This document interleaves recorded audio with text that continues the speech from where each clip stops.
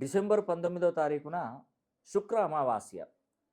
శుక్రవారం రోజు అటువంటి అమావాస్య అత్యంత శక్తివంతమైనటువంటి అమావాస్య అండి. మరి ఇది ధనుర్మాసం ప్రారంభమైంది.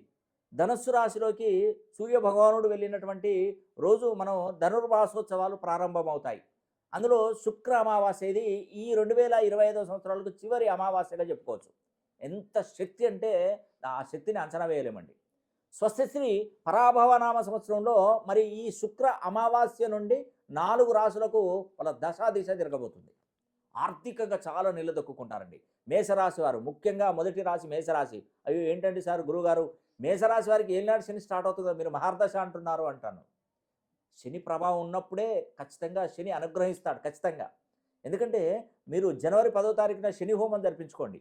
మీరు ఇక్కడ మిస్ అయితే 30 ఏళ్ళ దాకా మళ్ళీ అవకాశం రాదు. మీరు ఎక్కడో పండితుల దగ్గర పూజారుల దగ్గర చేయించుకుంటా కాదండి. దీనికి ప్రత్యేకించి మన పండితులు చేస్తారు. ఎట్లా అంటే భారతదేశంలో ఉన్నటువంటి ప్రముఖ పుణ్యక్షేత్రాల నుండి తీసుకొచ్చిన సమిధలతోని ఈ యొక్క శని హోమం జరిపిస్తాను. దానికి సంబంధించిన శని వీడియో కంకణం అండ్ కుంకుమ ప్రసాదాలు కూడా మీ ఇంటికి పోస్ట్ అవుతాయి. మీరు రానవసరం లేదండి.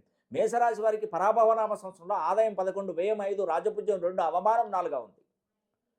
ఎక్సలెంట్ అండి. మేషరాశి వారికి అద్భుతాలు చోటు చేసుకున్నాయి. నెక్స్ట్ వృశ్చిక రాశి. వృశ్చిక రాశి వారికి కూడా ఆదాయం 11, వ్యయం 5, రాజపూజ్యం 2, అవమానం 6గా ఉంది. ఇకపోతే ధనుస్సు రాశి. ధనుస్సు రాశిలోకి ఇప్పుడు ఎవరు వచ్చారు? రవి సూర్యభగవానుడు వచ్చాడండి. ధనుసు రాశి వారికి డిసెంబర్ 28వ తారీఖున గురువు బలము ఎక్కువగా ఇస్తున్నాడు. ధనుసు రాశిలోకి సూర్యుడు రావడం, ధనుసు రాశికి గురు బలం పెరగడం, ఆదాయం 14 కావచ్చు, వ్యయం 11, రాజపూజ్యం 5, అవమానం 6గా ఉందండి. ఎక్సలెంట్. 14, 11, 5, 6. ధనుసు రాశి ఆదాయం 14, వ్యయం 11, రాజపూజ్యం 5, అవమానం 6. సో అదే కోవలకు చెందింది మీనరాశి. మీనరాశి వారికి కూడా ఏళ్ళనాడు శని నడుస్తుంది. శని హోమం తప్పకుండా 12 రాశిలో జరిపించుకోవాల్సిందే. మీనరాశి వారికి పరాభవనామ సంవత్సరం ఆదాయం 14, వ్యయం 11, రాజపూజ్యం 7, అవమానం 2గా ఉంది. కాబట్టి ఈ 4 రాశుల దశ దిశ తిరగబోతుందండి. మీ జీవితంలో ఖచ్చితంగా మీరు ఉన్నతమైనటువంటి పొజిషన్కి వస్తారండి. వ్యాపార అభివృద్ధి, ఉద్యోగ అభివృద్ధి, వివాహ అభివృద్ధి, వివాహంలో మంచి స్థాయి వివాహాలు. నిజంగా ఎంత చక్కటి రోజులు అంటే ఇలాంటి చక్కటి రోజులు మళ్ళీ మళ్ళీ రావు మనకు.